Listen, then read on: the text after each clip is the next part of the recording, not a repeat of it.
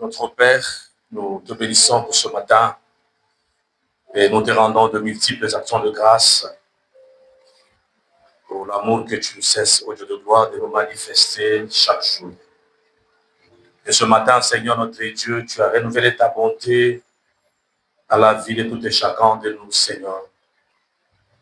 Et nous voici présents devant ta face, au Dieu de gloire, pour t'adorer, te louer, t'élever et d'écouter nous parler, Seigneur notre Dieu, au travers de ta parole. Bénis mon frère, ma soeur qui est là, Seigneur notre Dieu. Et que ce temps, Seigneur, soit un temps de communion, un temps d'écoute, un temps où nous fixons le regard sur toi, Seigneur notre Dieu.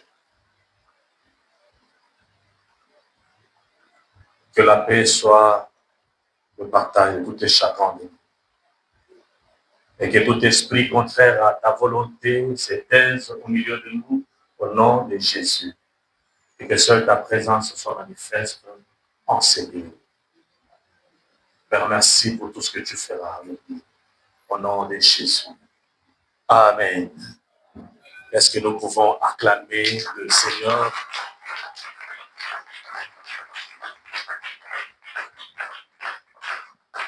Oui, bien-aimés dans le Seigneur, nous sommes dans la joie ce matin de nous présenter au-devant de vous pour partager la parole de Dieu. Et sur ce, je dis merci à Dieu. Merci au berger et aussi à tous les collèges des anciens qui ont pris la décision de me prendre moi comme orateur de ce premier culte. Et je bénis Dieu pour tous ceux-là qui sont là, qui sont présents en ces lieux. Que Dieu nous bénisse tous. Bien-aimés dans le Seigneur, nous voulons partager quelque chose dans la parole de Dieu. Contrairement à mes interventions, aujourd'hui, nous allons passer, je crois, beaucoup de temps dans la lecture de la parole de Dieu. Peut-être que nous allons parler, moi, et beaucoup lire la parole de Dieu, comme nous a annoncé le pasteur depuis le vendredi, que le grand thème de ce mois, c'est la Bible. Et quand nous parlons de la Bible, nous parlons de la parole de Dieu. Amen. Alors, ce matin, nous avons un thème que le Seigneur nous a mis à cœur. C'est le chemin de la restauration et de la guérison intérieure. Le chemin de la restauration et de la guérison intérieure.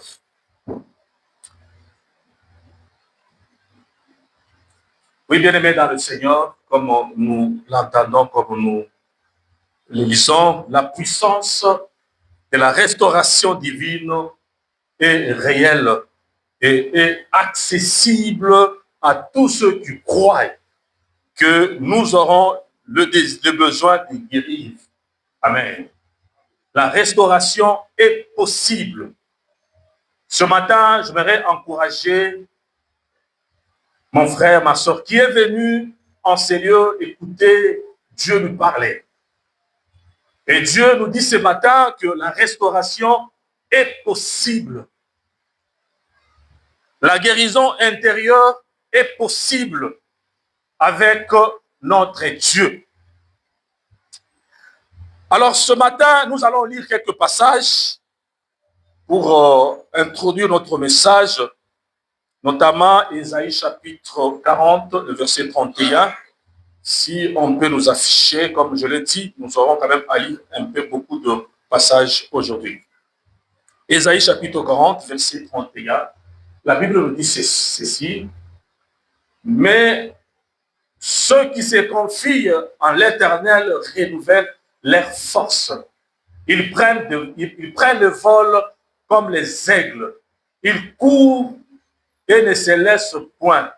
Ils marchent et ne se fatiguent pas. Amen. Le deuxième passage, c'est dans Jean chapitre 10, verset 10. Et j'aimerais que, bien-aimés, lisons ensemble et avançons ensemble jusqu'à ce que nous allons terminer le message de ce matin. Jean chapitre 10, verset 10, la Bible dit ceci, le voleur ne vient que pour dérober, égorger et détruire. Moi, je suis venu afin que le brebis ait la vie et qu'elle soit dans l'abondance. Amen. Oui, bien-aimé, Dieu, c'est lui le restaurateur attitré. Amen. Et c'est lui qui restaure nos vies. La Bible dit que le voleur ne vient que pour dérober, égorger et détruire. Tout comme leur père le diable. Mais Dieu, lui, il vient pour donner la vie. Amen. Dieu vient pour donner la vie. Et il dit, la Bible confirme qu'il vit en abondance. Amen. Quand nous lisons la parole de Dieu, nous devons les lire dans son contexte. La Bible dit la vie en abondance. Amen. La Bible pouvait se limiter seulement que Dieu donne la vie. Amen. Mais la Bible ajoute une vie en abondance. C'est une pleine vie. Et cela ne vient que par Dieu. Amen. Cela ne vient que par Dieu. Le troisième passage, c'est Psaume chapitre 23, verset 6. Oui, le bonheur et la grâce m'accompagneront tous les jours de ma vie et j'habiterai dans la maison de l'Éternel jusqu'à la fin de mes jours. Amen. Ça confirme encore davantage que Dieu, si nous nous confions à Dieu, voilà ce que nous pouvons avoir comme résultat, c'est habiter dans la maison de l'Éternel jusqu'à la fin de nos jours. Vous savez, bien aimé, quand on dit d'habiter dans la maison de l'Éternel, c'est vivre avec Dieu. C'est que notre vie est conduite d'une manière excellente par Dieu lui-même.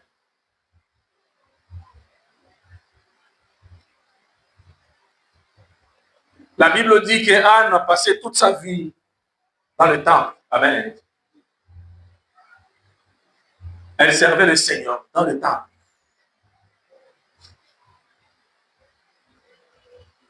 Et en lisant ces passages, moi j'ai compris autre chose. Quand j'étais en train de lire ce passage d'Anne, j'ai compris que Anne, elle pouvait aussi quitter le temple, mais aller même au marché.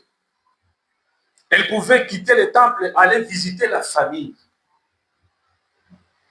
Mais la différence, c'est quoi? Que Anne, quand bien même la Bible le confirme, qu'elle était dans la maison de l'Éternel. Nuit et jour.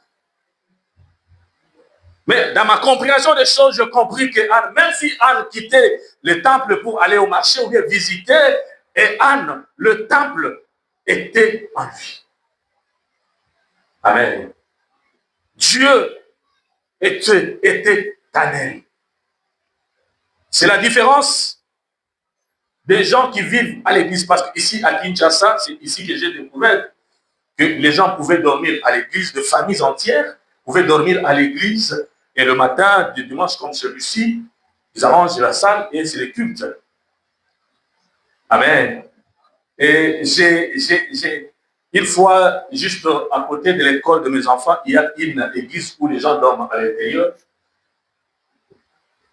Mais une fois, nous sommes passés pour déposer les enfants, j'ai trouvé les mêmes personnes qui vivent ensemble, des familles, tous ceux-là qui n'ont pas d'habitation, ils vivent dans l'église en train de se chamailler, en train de s'injurier. Amen.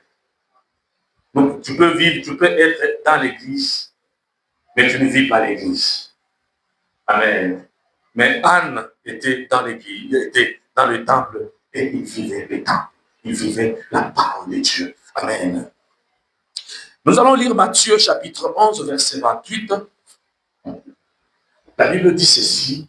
Venez à moi, vous tous qui êtes fatigués et chargés, et je vous donnerai du repos. Amen.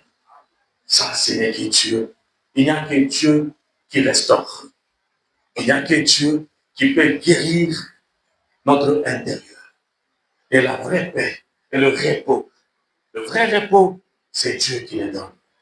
Si nous nous confions à Dieu, Dieu va nous donner cette paix intérieure. Dieu va nous donner le repos et Dieu va guérir notre intérieur. Quel que soit ce qui peut nous captiver, que ce soit les soucis de la vie, que ce soit le problème de la vie, que ce soit la haine qui ronge nos cœurs, la jalousie, toutes ces mauvaises choses. Oui, c'est possible ce matin, le Seigneur de restaurer ta vie. C'est possible que tu puisses te remettre entre les mains de Dieu. C'est possible que Dieu puisse redonner une nouvelle vie, une nouvelle façon de vivre, ou bien Dieu peut donner un sens à ta vie pour que tu sois la personne que Dieu veut voir. Et c'est possible, bien aimé, dans le Seigneur, de se remettre entre les mains de Dieu. Je sais, bien aimé, nous pouvons nous trouver ici avec tout ce qui se passe dans notre pays, la situation sociale très difficile. Nous vivons difficilement. Les choses ne vont pas très bien. Il y a des choses, des fois nous manquons telle chose, et ça nous ronge, ça nous fait du mal. Mais je vous assure ce matin, bien-aimés, il y a quelqu'un qui peut restaurer. Il y a quelqu'un qui peut guérir tous ces plaies qui sont dans nos vies. Alléluia. Bien-aimés dans le Seigneur, nous parlons du chemin de la restauration et de la guérison intérieure. Nous pouvons faire confiance à Dieu pour chaque restauration. Et c'est possible.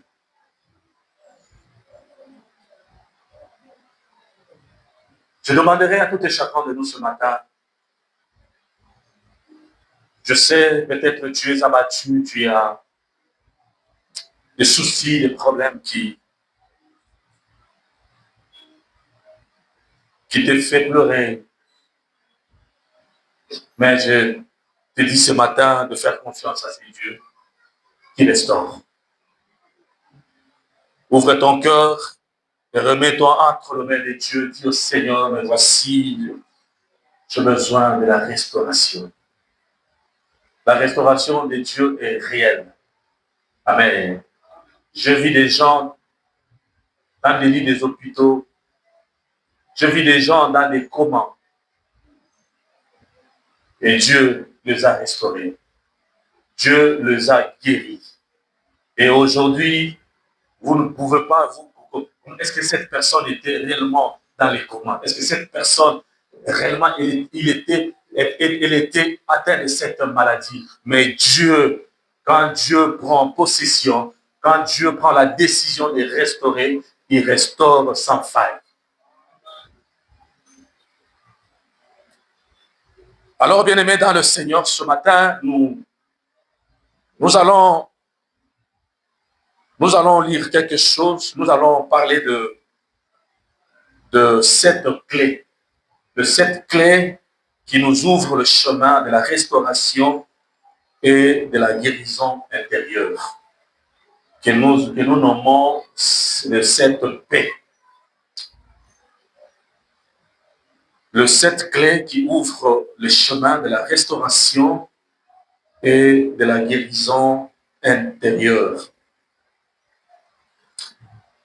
La première clé, c'est la parole de Dieu. Amen. La première des choses, la première des clés. Le vendredi passé, le berger était ici, il a introduit ce grand thème de la Bible, où il nous a parlé le vendredi. C'est pourquoi, bien aimé dans le Seigneur, ayons l'habitude de venir le vendredi, parce que c'est un jour d'enseignement. Amen. Et souvent, quand il y a un thème, souvent c'est le vendredi qu'on l'introduit. Le pasteur nous a dit, la Bible, en lisant la parole de Dieu, nous pouvons avoir tout ce que nous cherchons. Amen. En lisant la parole de Dieu, nous allons trouver même la restauration que nous sommes en train de dire. La guérison. Et quand nous la lisons, nous la méditons, cette parole nous transforme, nous change. Cette parole forge notre caractère. Il y a des personnes qui étaient difficiles, dures, mais après avoir écouté l'évangile, après avoir écouté la parole de Dieu, toutes ces personnes sont transformées et sont changées. Amen. Je connais un oncle, mon oncle et moi, là où j'ai vécu mon enfance, c'était un homme très dur, très brutal. Mais le jour où le Seigneur a touché son cœur, le jour où il a reçu le Seigneur, Dieu l'a brisé. Dieu l'a brisé. Et des fois, les choses qui pouvaient l'énerver, même si ces choses arrivaient, vous le voyez, il est toujours calme et dit là, le Seigneur a fait quelque chose. Et je bénis Dieu parce qu'il est parti en recevant le Seigneur, notre Dieu. Nous allons lire 1 Timothée chapitre 4, verset 3. La Bible nous dit ceci. Jusqu'à ce que je vienne, applique-toi à la lecture, à l'exhortation, à l'enseignement. Amen. Il fallait dire Amen parce que c'est la parole de Dieu. Là, Dieu nous demande, parce que c'est sa parole, il nous demande de nous appliquer à la lecture de la parole de Dieu, à l'exhortation et à l'enseignement. Amen. Bien-aimés, comme nous l'avions dit, comme le berger l'a dit le vendredi, la parole de Dieu. La Bible dit, Seigneur, où irions-nous? Nous pouvons aller chez qui? Qui a cette parole de la vie? Si ce n'est que Dieu. Amen. Il n'y a que Dieu qui a la parole de la vie.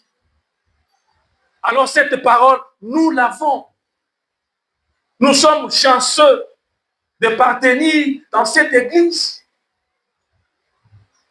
Parce que dans cette église, nous exploitons rien que la parole de Dieu. Amen. Nous ne parlons que de la parole de Dieu. Alors nous sommes les bienheureux. Nous sommes chanceux. Avec tout le programme que l'Église nous a déjà donné. Le matin, c'est la lecture de la parole de Dieu, la méditation pendant la journée. Nous avons cette chance. Nous avons des manuels que même l'Église a mis à notre disposition à bas prix. Est-ce que nous aurons des excuses devant le Seigneur? Est-ce que tu auras l'excuse devant le Seigneur ce jour-là? Parce que tout nous a été donné dans cette église pour que nous puissions avoir le temps de lire et écouter la parole de Dieu. Nous avons le pâturage où il y a l'exhortation. Si tu n'as pas le temps chez toi, va au pâturage. Il y a l'exhortation, il y a la parole de Dieu. Allez au poule le vendredi, il y a les exhortations. Le vendredi, ici à l'église, il y a les enseignements que l'église donne. Mais quand nous venons le vendredi, vous allez compter les personnes au bout du doigt. Soit c'est 15 personnes, c'est 20 personnes. Et les chaises sont vides. Amen. Bien-aimés, le temps est en presse. Jésus vient bientôt. Amen. Jésus vient très bientôt. Si Jésus ne vient pas très bientôt, la mort peut nous croiser sur son chemin. Et la chance que nous avons, c'est d'être dans cette église parce qu'il y a la parole de Dieu. Apocalypse chapitre 1, verset 3. pour confirmer encore la puissance de la parole de Dieu. Heureux celui qui lit, et ceux qui entendent la parole de la prophétie, et qui gardent les choses qui y sont écrites, car le temps est proche. Car le temps est proche. Méditons, entendons la parole de la prophétie, et nous devons les garder à nous, les graver dans nos cœurs, et vivre avec ça en tant qu'enfant de Dieu, car le temps est proche. On ne connaît ni les jours, ni l'heure. La deuxième clé, c'est la prière. Une prière ardente. La prière. Ce sont l'annonce de l'évangile et la prière sont les deux moyens à notre disposition que Dieu nous donne afin d'amener nos prochains à recevoir les dons merveilleux de Dieu. L'évangile et la prière. Si tu amènes une âme à Dieu, la première des choses, nous commençons par l'évangéliser, de parler de l'existence de Dieu, de parler de l'évangile. Et si nous ne voyons pas les changements que nous attendons dans cette personne, des fois, c'est ce que nous faisons, c'est ce que nous en tant qu'hommes, nous sommes. Quand nous appliquons quelque chose, nous voulons voir les résultats rapidement. Mais la Bible nous conseille, quand nous amenons quelqu'un à Christ et que nous l'évangélisons, la deuxième des choses, nous devons faire quoi? Nous devons prier. Prier pour lui.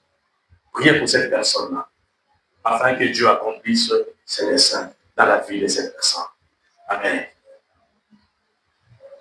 Voilà les deux clés très importantes, très importantes.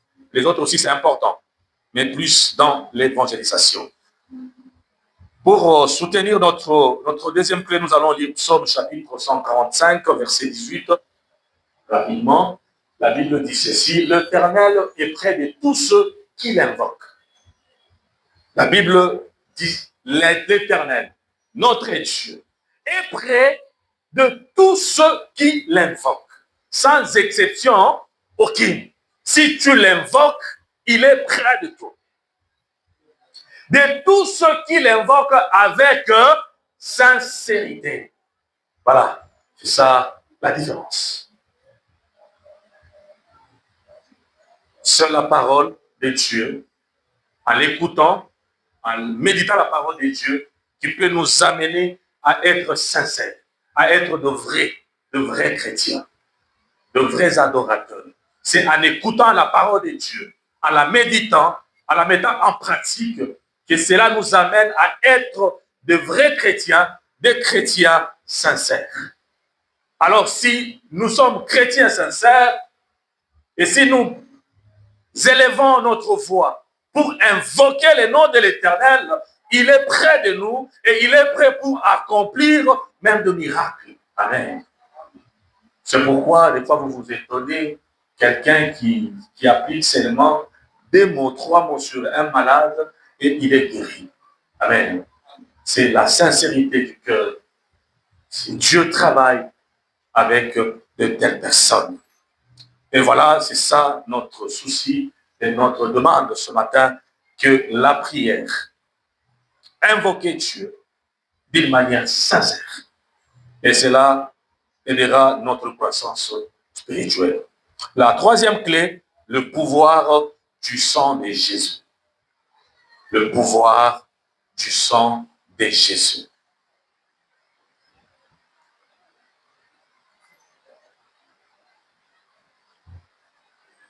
Chaque fois, quand nous avons la Sainte Seine, nous rappelons de la souffrance qu'a enduré le Seigneur à la croix de Golgotha et de son sang qui a coulé. Le sang de Jésus nous lave. Le sang de Jésus nous restaure. Le sang de Jésus nous transforme, nous délivre. Le sang de Jésus nous rend encore nouveau. Amen. Du moins si nous l'appliquons d'une manière sincère. Nous allons lire la parole de Dieu dans Éphésiens chapitre 2, verset 13. La Bible dit ceci. Mais maintenant, en Jésus-Christ, vous qui étiez jadis éloignés, vous avez été rapprochés par le sang de Christ. Amen. Le sang de Jésus nous amène, nous approche de la présence de Dieu. Amen. Et si nous l'appliquons sincèrement, avec un cœur sincère, et si nous vivons d'une manière sincère, si nous sommes vrais, amen, le sang de Jésus nous amène, nous approche de la présence et de la vie de notre Dieu. La quatrième clé, c'est le pardon. Ici, nous parlons du pardon, mais le pardon, ici, nous parlons du pardon illimité. Le pardon illimité. Et là, nous allons lire quelque chose dans Matthieu, chapitre 18, versets 21 à 22. Et la Bible dit ceci. Alors Pierre s'approcha de lui et dit, Seigneur, combien de fois pardonnerai-je à mon frère lorsqu'il péchera contre moi? Sera-ce jusqu'à 7 fois? Jésus lui répondit, je ne te dis pas jusqu'à 7 fois, mais jusqu'à 70 fois, 7 fois. Amen. Amen. Le pardon. Vous savez, il y a des fois, nous sommes malades à l'intérieur à cause du manque de pardon. Quand on ne pardonne pas, qui souffre davantage? C'est la personne que tu ne pardonnes pas ou bien c'est toi-même? C'est toi-même qui souffres. Et quand tu souffres à l'intérieur, c'est ce qui amène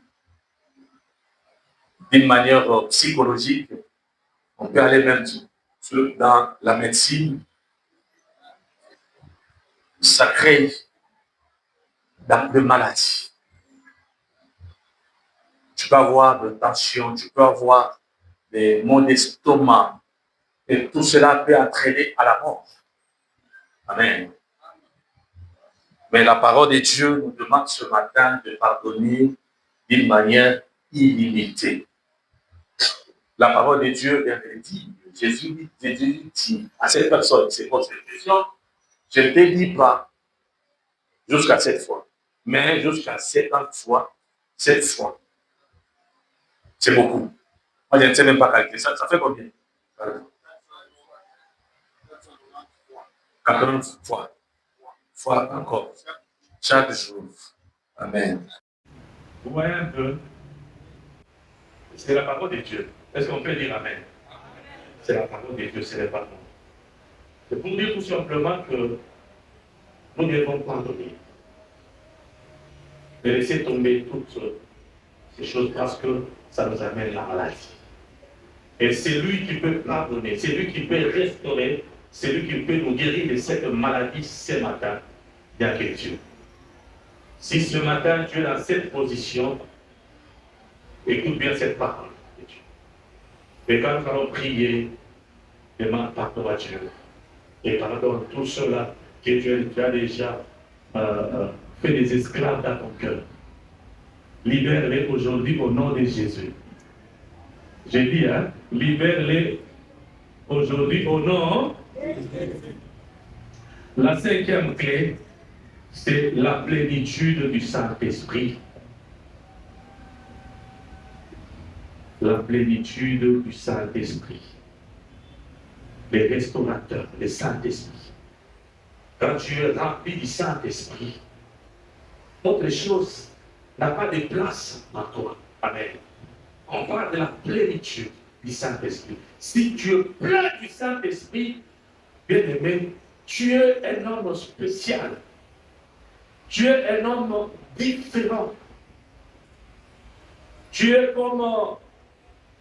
comme Ézéchiel, comme Daniel. La Bible est en train de vanter Daniel, dit que la Bible dit qu'il avait un esprit tellement supérieur. Et quand le Saint-Esprit est en toi, tu as la possibilité de faire les impossibles avec Dieu. Amen.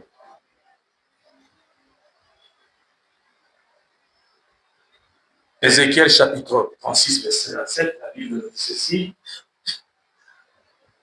Je mettrai mon esprit en vous et je ferai en sorte que vous suiviez mes ordonnances. Les ordonnances, c'est quoi? C'est la parole de Dieu. Je vous les observiez et pratiquiez mes lois. Amen. La loi, c'est quoi? C'est la parole de Dieu. Bien-aimés, tout ce que nous cherchons dans notre vie est dans la parole de Dieu. La solution à tout le problème que nous avons, c'est dans la parole de Dieu. Amen.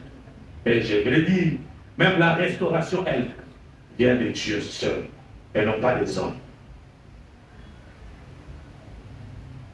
Tout le problème que nous avons, premièrement, nous les trouvons en Dieu seul. Amen. Si Dieu ne permet, si Dieu ne permet pas qu'une personne puisse t'aider, cette personne ne le fera pas. Si Dieu ne permet pas que cette personne puisse te secourir, cette personne ne pourra pas te secourir. Seul Dieu peut toucher les hommes pour venir à ton secours. La puissance de la foi. La Bible dit la foi vient de ce qu'on entend. Et ce qu'on entend vient de la parole de Dieu. Et quand on croit que ce que Dieu a dit dans sa parole, et on fait confiance au Seigneur, ces choses vont se réaliser ou s'appliquer dans notre vie certainement. Amen. Romains chapitre 1, verset 16 et verset 17, la Bible nous dit ceci. Car je ne point honte de l'évangile. C'est une puissance de Dieu pour le salut de quiconque croit. Du juif premièrement, puis du grec. La justice de Dieu par la foi et par la foi et pour la foi. Selon qu'il est écrit, les justes vivra par la foi. Est-ce qu'on peut dire Amen? Amen. C'est la parole de Dieu. Les justes ne vivront que par la foi. Et la foi vient de ce qu'on entend. Et ce qu'on entend, nous entendons quoi? Amen. Nous entendons quoi? La parole de Dieu.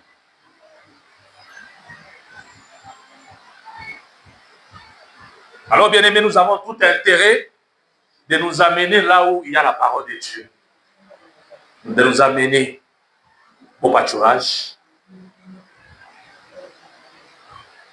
au pôle, le vendredi à l'enseignement, les dimanches comme celui-ci.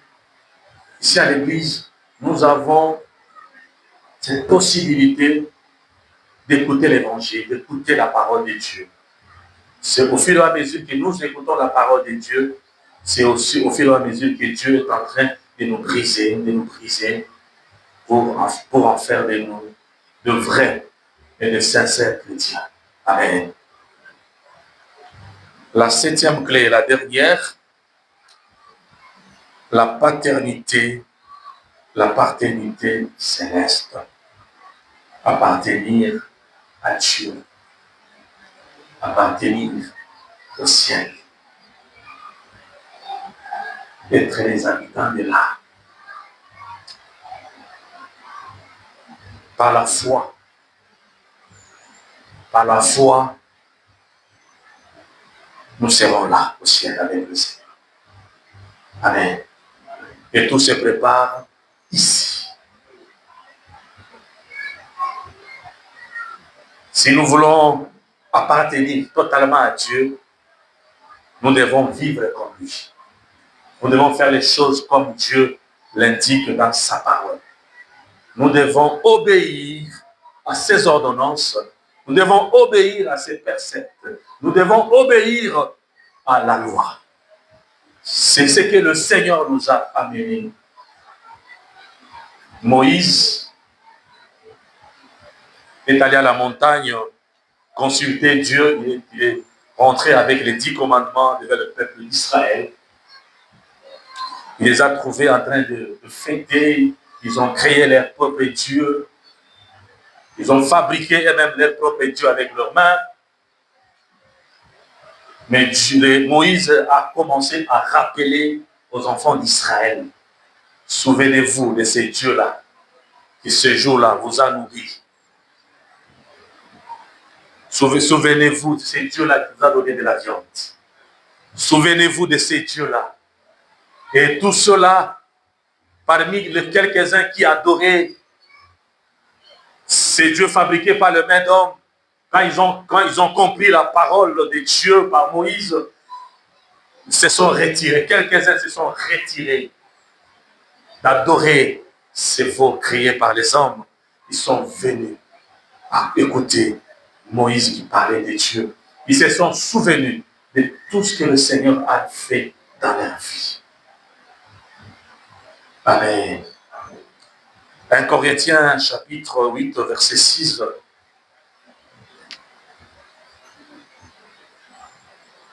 Néanmoins, pour nous, il n'y a qu'un seul Dieu, le Père, de qui viennent toutes choses et pour qui nous sommes. Et un seul Seigneur Jésus-Christ, par qui sont toutes choses et par qui nous sommes. Amen. Néanmoins, pour nous, il n'y a qu'un seul Dieu, pas deux. Pas deux. Soit tu adores les dieux que toi-même tu as fabriqués avec ton main, soit tu adores le vrai Dieu, le Seigneur. Le Seigneur.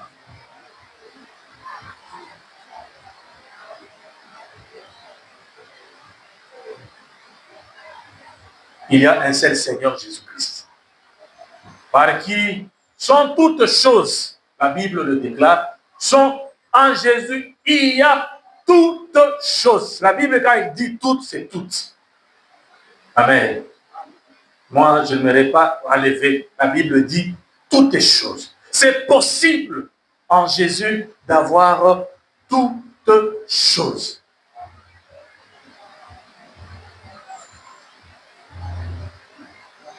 Alors, bien aimé, en lisant ces passages, en écoutant ce que le Seigneur vient de nous dire ce matin, comme le clé qui nous ouvre le chemin de la restauration et de la guérison intérieure.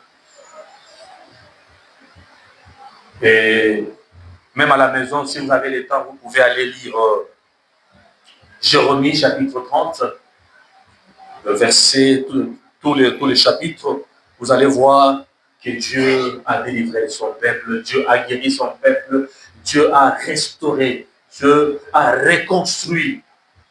Amen. Et pour terminer, j'aimerais ouvrir, je ne peux pas quitter cette chaire sans parler de notre grande saison de semailles. Nous sommes en train de s'aimer. Amen. Nous sommes en train de s'aimer. C'est une grande saison. C'est le message que nous avions eu le vendredi dernier, notre vendredi. Nous sommes pendant une grande saison de semailles. C'est le temps que le Seigneur nous donne à notre Église de s'aimer pour lui. Alors nous sommes obligés de s'aimer et de choisir quelle sorte de terre que nous allons s'aimer. Et le Seigneur nous a amenés ici sur une bonne terre, la construction de son temple. Bien-aimé, la Bible dit dans Osée, il dit ceci, Osée chapitre 8, verset 7, qui sème le vent récolte la tempête. Amen. Si tu ne sèmes rien à l'église, si tu ne sèmes rien, et tu ne vas rien récolter. Alors la chance que le Seigneur nous donne, nous avons le privilège de participer à cette grande saison de semaine à notre église. Oui, je crois auparavant, on parlait, nous allons construire.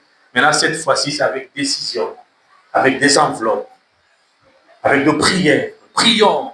Donc, nous nous consacrons pour ça. Alors, j'aimerais que tout et chacun de nous puisse s'aimer. Et c'est la sémence que nous demandons ici, c'est une sémence financière. Je ne dis pas ici qu'il faut donner au-delà de tes moyens. Mais je dis de s'aider, d'amener ce que le Seigneur met à ta disposition et amener-les pour la construction du temple de notre Dieu.